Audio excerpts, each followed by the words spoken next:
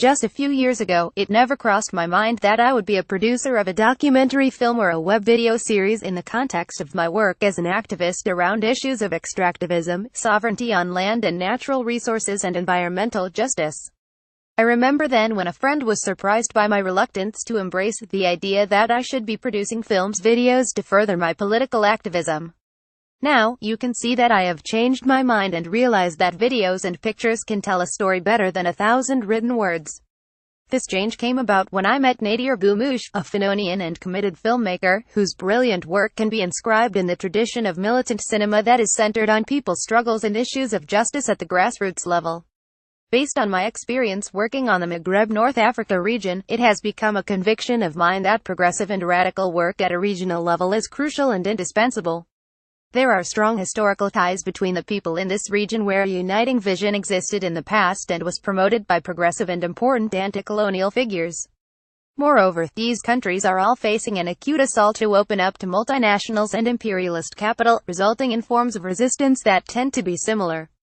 It is for this reason that I am passionate about trying to link up the struggles and different communities and organizations affected by extractivism and neo-colonial plunder of land and resources. And what a better way than organizing international solidarity caravans to sites of community resistance against different forms of dispossession. Throughout my previous visits to sites of fossil fuel and mining industries in the Maghreb, I saw pollution, environmental destruction, prevalence of various diseases, dispossession and underdevelopment. It is possible to state that the poverty in these areas is related to the existence of significant natural resources. This is a paradox of extractivism where sacrifice zones with sacrificial people are created in order to maintain the accumulation of capital. People are not passive victims and always resist these injustices, sometimes in inspiring ways, giving hope that meaningful change is possible. The trip that took place in spring 2017 to southern Tunisia gathered 25 activists and community representatives from North Africa and Latin America and traveled to learn from and show solidarity to communities and organizations fighting injustices associated with mining and land confiscation.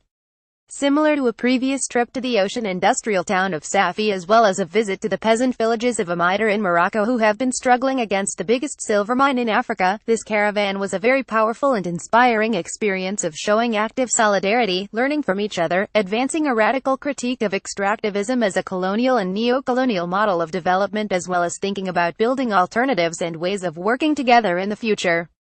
This documentary series will tell a story, in fact several stories of people and communities facing politics of impoverishment, underdevelopment and dispossession. More importantly, they will demonstrate that people are not passive victims and always resist these injustices, sometimes in inspiring ways, giving hope that meaningful change is possible. It has been truly an immense pleasure organizing the caravans and producing this video series that will hope shine a light on some inspiring struggles in Tunisia and beyond, highlight some voices of resistance and pave the way to further transnational solidarity against the common enemy in our region: neocolonialism and capitalist exploitation. Synopsis: defying the artificial borders that divide them, a solidarity caravan of North African activists embarks on an unlikely trip to visit Tunisian communities fighting social and environmental injustice. As their white bus skirts across southern Tunisia's arid landscape, they stop by 3 towns deeply affected by the country's rapid phosphate industry and one where farmers have successfully taken back their lands. Not coincidentally, these towns are also the cradles of the 2011 revolutions which swept through their countries. For many in this caravan, these uprisings failed to not only confront oppressive socio-economic conditions in which their people lived for decades, but also environmental ones.